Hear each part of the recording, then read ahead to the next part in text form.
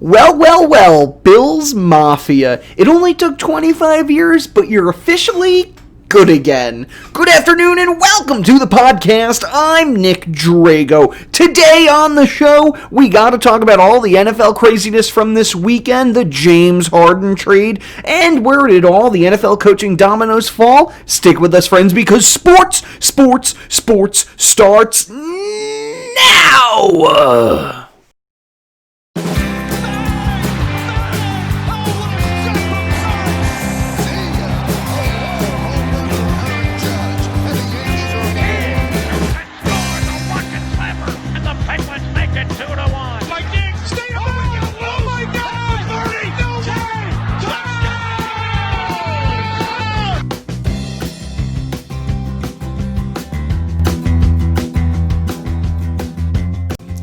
Welcome to the Sports Podcast with me, your host, Nick Drago. For those of you that are new to the show, and for those of you that are old to the show, welcome. I've been saying it for weeks. We needed a new set.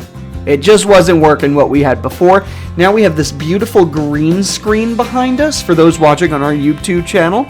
And if it's green, that means I couldn't figure out how to get to work. And if it's not green, awesome, we figured it out. Folks, that's the fun of having a podcast. You never know what it's going to look like. All right, enough about me. How are you? Tell me everything. Yes. That is exactly what I wanted to hear from my friends. If you like what you hear today, find us on Soundcloud, Twitter, YouTube, and the Facebook. Just type in Sports with Nick Drago. That's me.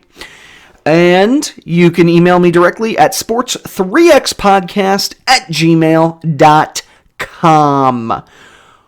Okay, where should we start in the beautiful world of the sports? Because there's so many different places we can go.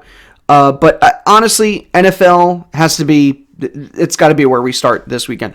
The Bills and Ravens. Lamar Jackson just couldn't quite get it done. Bills got a win here, 17-3. Jackson actually ended up going out in the third quarter, leaving his backup Tyler Huntley, 22 years old, to step in, 6 for 13 and 60 yards. Okay.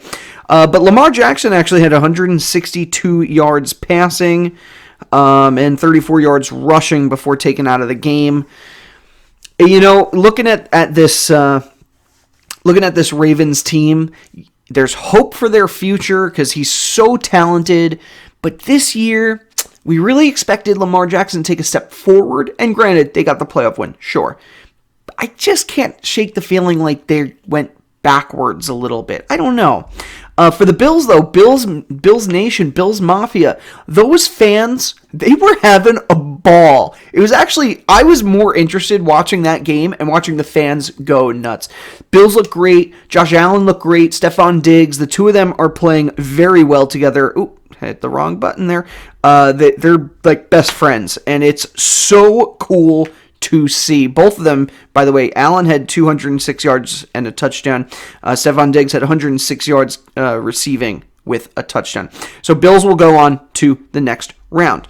Did I skip a game? I totally skipped the Packers and Rams. Not that there was much excitement here. It was Packers Day all day, every day. It's actually a pretty close game. Packers really took off, though, in the third and fourth quarter. Jared Goff, only 174 yards. He had a touchdown. He was 21 for 27, not too bad. Akers had 90 yards in the TD. Aaron Rodgers, though, looked like the man. And the Packers looked like a legitimate contender. Now, we're still waiting to find out who they're going to play. It's very close right now between the Bucs and the Saints. We're going to talk about that in a moment. And hopefully by the end of the episode, we will have your score and we can talk more about Packers and whoever it could end up being. But the last game, Chiefs and Browns, this was much closer than anyone expected. And something not so great happened to the Chiefs in that Patrick Mahomes, with a concussion, had to be taken out of the game. And, you know, you really feel for him because he is a phenomenal player. He's their guy. Chad Henne did an awesome job stepping in, 66 yards. Did throw an interception, but Mahomes has been the guy for this team, and now they lose him. Browns kept it close. They a bad interception towards the end of the game. I think that was Rashard Higgins. I'm sorry, it was a fumble. Bad fumble by Rashard Higgins. And that really cost them. Sorry, COVID. I'm just kidding. No COVID here. We're good. We're safe. I've been vaccinated. It's all good. Really, though, the Browns have a history of bad plays like that happening in the playoffs, and fumble in the end zone, a touchback, not exactly how they wanted this to go. All right, so their Chiefs will move on. They will play the Bills. The Bills actually have to be excited about this. Chiefs without Pat Mahomes. Could Pat Mahomes come back for the next game? Well, it's possible. The median return from concussion is 7 days. That's exactly how many days before the next game. But in order to do that, and I think I pulled it up right here, in order to get back in the game, Mahomes has to rest until all signs and symptoms return to baseline status. Has to be able to begin cardio exercise, stretching, balance training. Has to increases exercises and sport-specific activities. Has to continue training and resumes non-contact football activities, throwing, running, etc. And then has to be cleared by the team physician for full contact. That's a lot of steps. And for a normal athlete, this is not a 1 week process, right? The fact that it's the median in the NFL, that's actually kind of scary that these guys are going back only 7 days.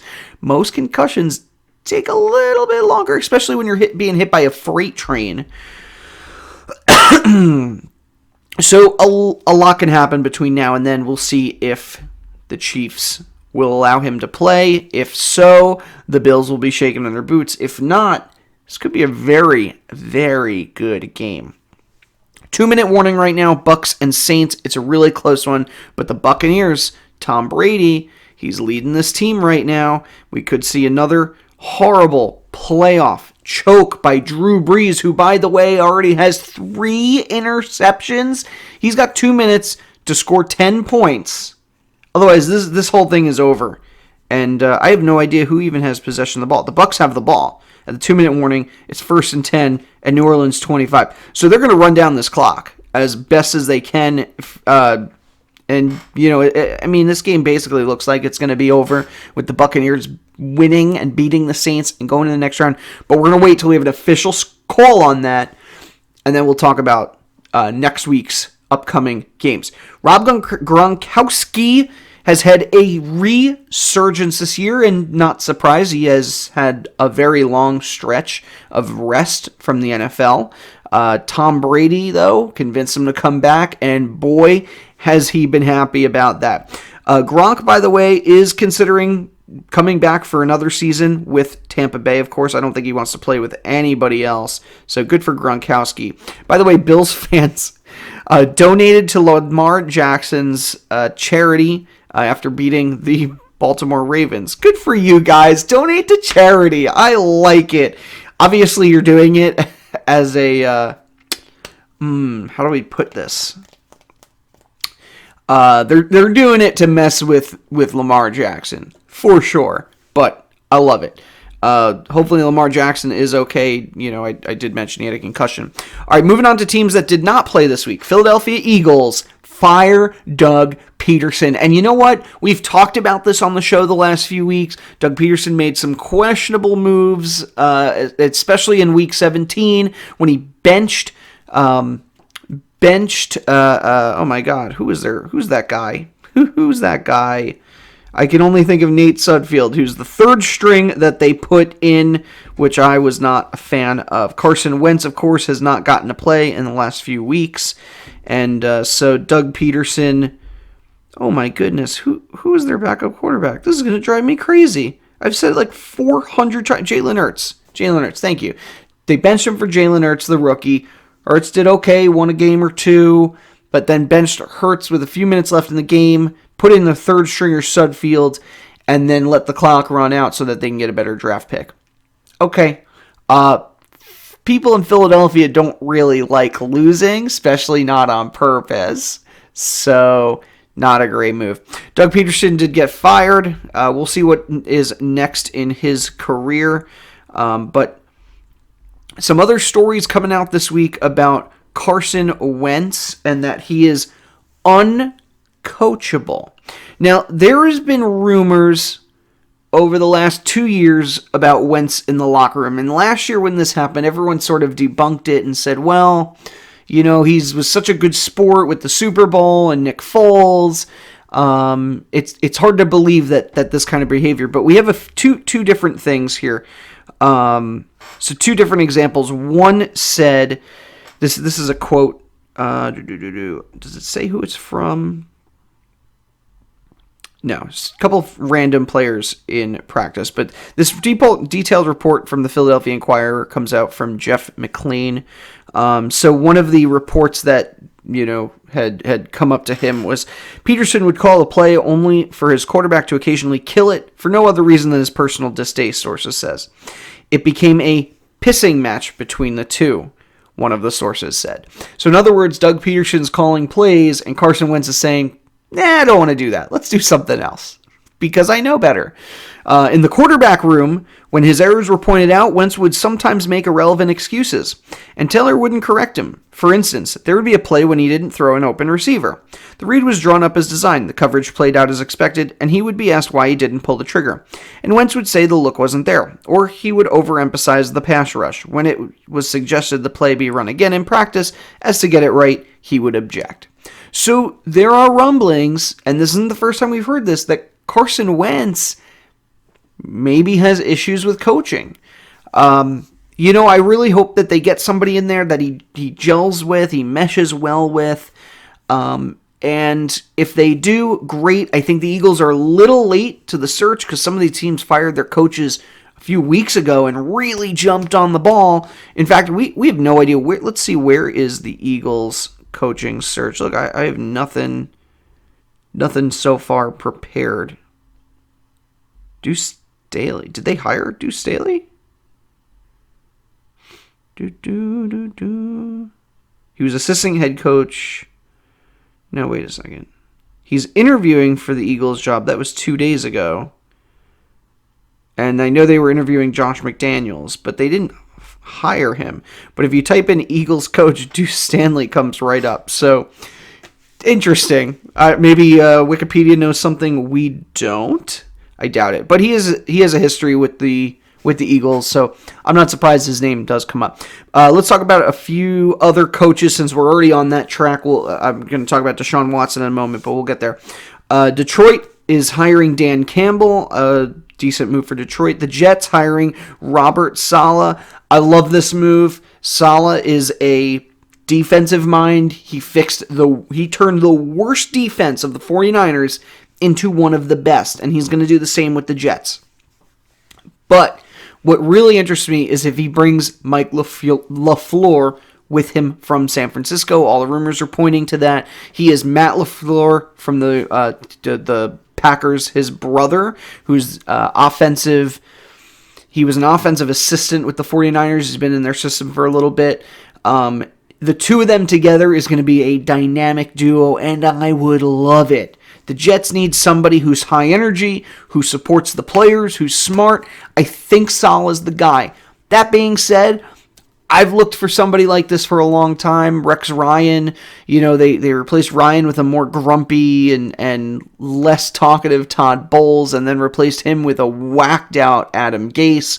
I'm sorry, there's some other coaches in between here, but that's where we're at right now with the Jets. So Robert Saleh, I like the move. Like it.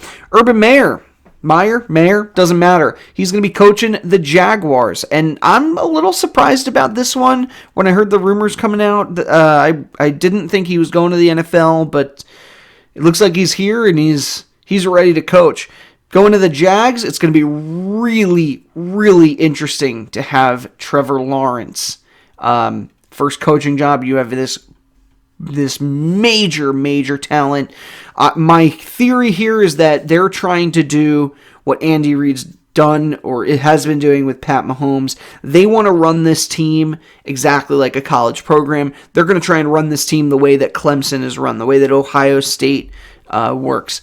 And they basically want Trevor Lawrence to put up a ton of points, and I think he will. But the Jaguars being the Jaguars, I'm still having trouble seeing long-term sustainability. Every time the Jags get really good, it's for like one season, and then something bad happens, they fall apart. So, you know what? A lot can happen for the Jags. Falcons hire Arthur Smith. Really good move. He was the offensive coordinator for the Titans. Really helped Ryan Tannehill come around. My question is, what do they do with Matt Ryan? Is he there? Is he done? We don't know the answer to that yet. So that'll be kind of what you see out of the Falcons the next few weeks. Deshaun Watson. Very likely that he's done in Texas. Where does he go? I don't know. Watson is a phenomenal player. Obviously, this season he's had some qualms with the team that he's playing for. Let's get a read on his stats here. So you're getting a quality player. He threw for over almost 5,000 yards this season, and he rushed for about 433 touchdowns, only 7 picks. I mean, we're talking about a guy who's going to get a team a lot of wins. He has experience. Where is he going to go? I don't know. Let's see if we can find any rumors on this one. Yeah, I definitely spelled your name wrong, Deshaun Watson. Did I call him Deshaun Watson or Deshaun Jackson? Who knows? But there are trade rumors coming out.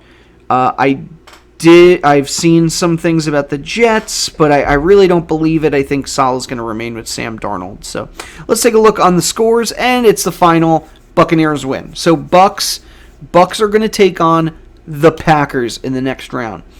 And you know what I've been saying it all year is that the Buccaneers have a playoff team. They have a team that can succeed in the playoffs. Can they beat the Packers? Well, they beat the Saints, and the Saints were a favorite. I'd love to see what they can do against Aaron Rodgers. I think this is going to be a very exciting game. And if the Bucks get to the Super Bowl, wow, I'm torn. Like, do I want to root for Tom Brady because I hate the Patriots? Has it been that I always just hated the Patriots and not Tom Brady? No, I don't like him. But I don't know. So Packers Bucks should be an exciting game. Chiefs and Bills. Are we ready to move on to basketball? Let's go into the basketball realm real quick. Couple games canceled over the last few days because of that COVID thing. Yeah, the league's worried a little bit. I think they've had 7 or 8 games canceled so far. So just keep your eye on that in the future. There have been talks of them shutting down the season. I don't necessarily think that'll happen, but I think maybe they'll have some COVID breaks. So 2 weeks, let everybody sort of get back to neutral, no COVID, right? Let's see. All right, a couple of games from this weekend. All the games from this weekend. Celtics beat the Magic 124-97. Cavaliers got a win over the Knicks 106-103. Bucks getting a big win over the Mavs 112-109. Giannis with 31. Chris Middleton continues to be a force to be reckoned with for the Bucks. Porzingis with 22. Hardaway with 20. Porzingis with 15. Hardaway 22, and Doncic with 28. The Bulls get a loss to the Thunder in overtime, 127-125. Jazz beat the Hawks 116-92. Clippers get a win over the Kings 138-100. Lakers beat the Pelicans 112-95. Some of yesterday's games, the Spurs beat the Rockets 103-91. Nets getting a win over the Magic. James Harden, as the world of basketball should know, was traded to the Nets this week, and he had 32 points in his debut. Durant with 42.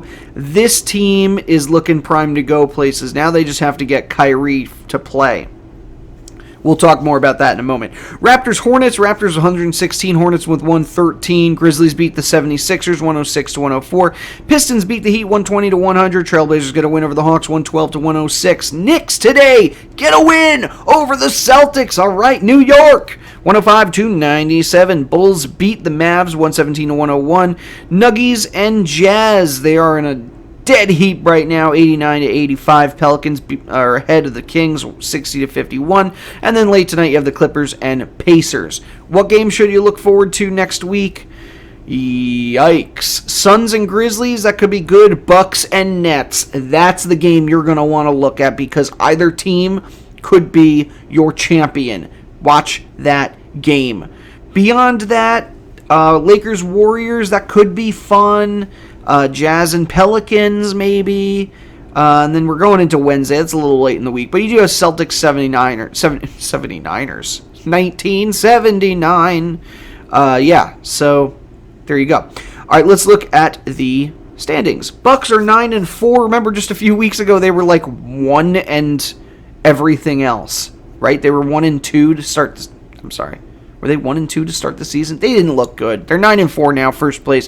Celtics are 8-4. Pacers 8-4. 76ers 9-5. Nets are 8-6. Magic 6-7. Cavs 6-7. Hornets 6-8. Knicks 6-8.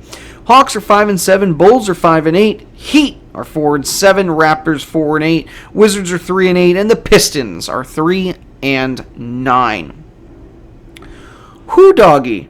Lot to unpack there. In the West, you got the Lakers are 11-3, Clippers are 9-4, Jazz are 8-4, Suns are 7-4, Trailblazers 8-5, Spurs are 7-6, Mavericks are 6-6, Nuggets are 6-6, Grizzlies are 6-6, Thunder is 6-6, Warriors 6-6. Anybody else 6-6? No. Kings are 5-8, Pelicans 4-7, Rockets 4-7, and the Timberwolves are 3-8. All right. First off, where do we start on this crazy trade? The Nets lose their first round pick in 2021, 22, 23, 24, 25, 26, and 27.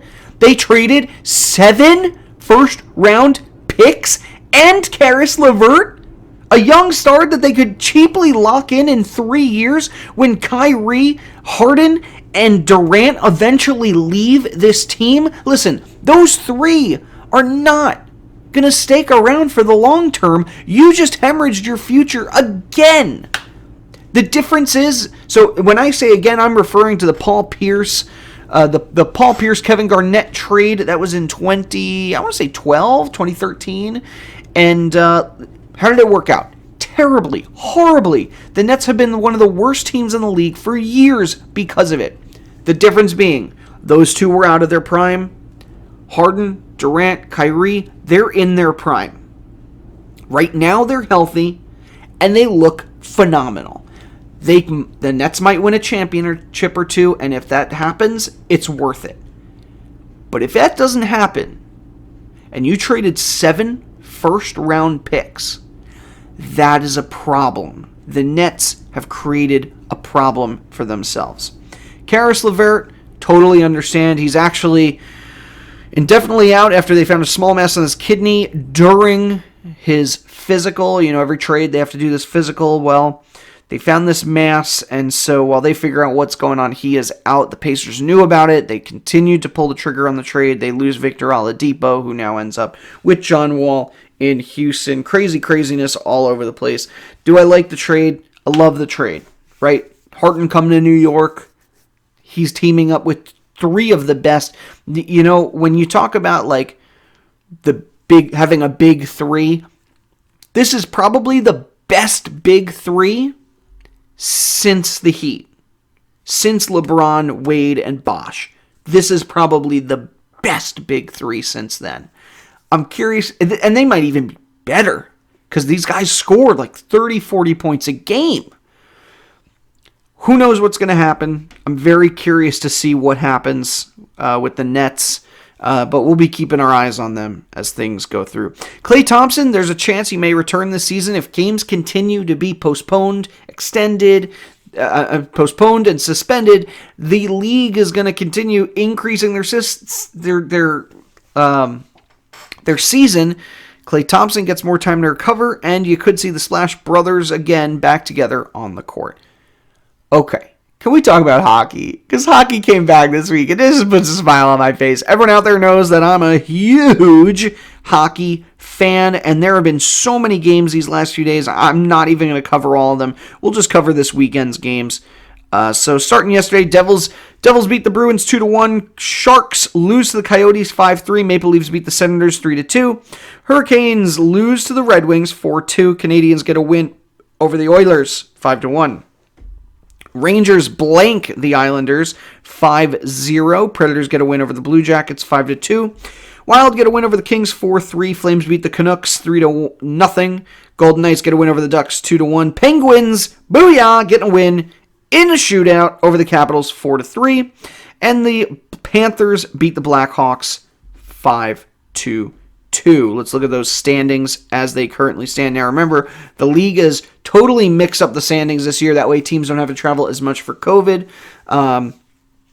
Unless you're in the Central Division where like Texas and Chicago and Florida are all kind of like bunched together. Yeah, that's a lot of travel. But either way, right now Lightning are 2-0. We'll go by points. Lightning have 4. Predators have 4. They're both undefeated. Hurricanes have 2 points. Red Wings have 2 points. And then the Stars and Panthers. Wait a second. This needs to be updated. That's better. Panthers also have 2 points. The Stars, Blue Jackets, and Blackhawks have yet to win a game. Stars have yet to play a game so far. Blackhawks, by the way, are 0-3 with 15 goals against. Yikes. All right, going into the East, the Capitals have 5, Flyers with 4. They're in second. Devils with 3, Bruins with 3, Rangers with 2, Islanders with 2, Penguins with 2, and the lowly Sabres with nothing.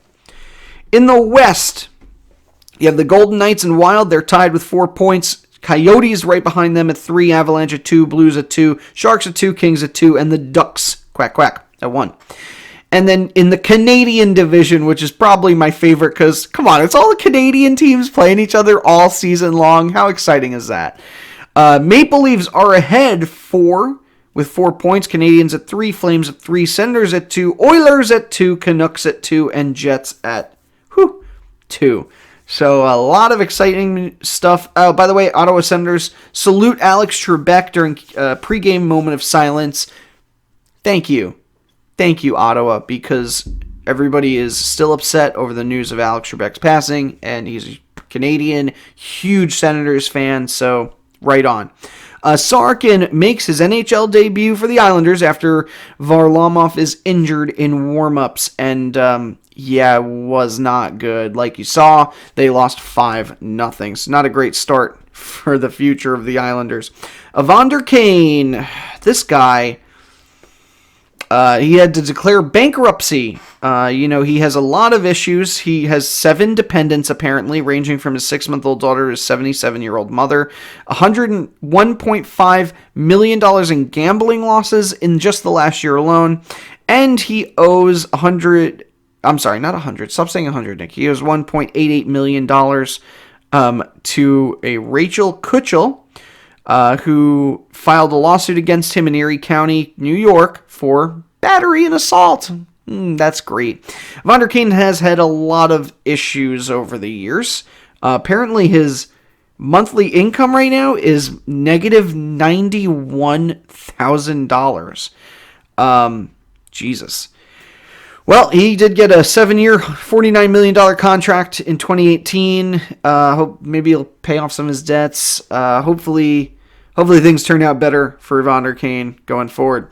Keith Yandle, game streak stays alive, 867 straight games. That's unbelievable. That's 4th most in NHL history. Number 1 is Doug Jarvis at 964, Gary Ungers at 914, and Steve Larmer at 884. Now, the crazy thing here is Keith Yandle almost didn't play. He was going to be a healthy scratch, and then at the last minute, Joel Quenneville, who is the Panthers coach, saw how hard he was playing in practice and decided, now let's throw him in. So good for you, Keith Yandle.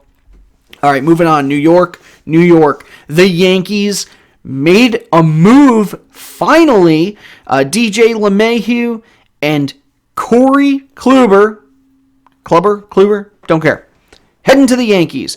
Listen, LeMahieu, they got him for a steal. $90 million over 5 years.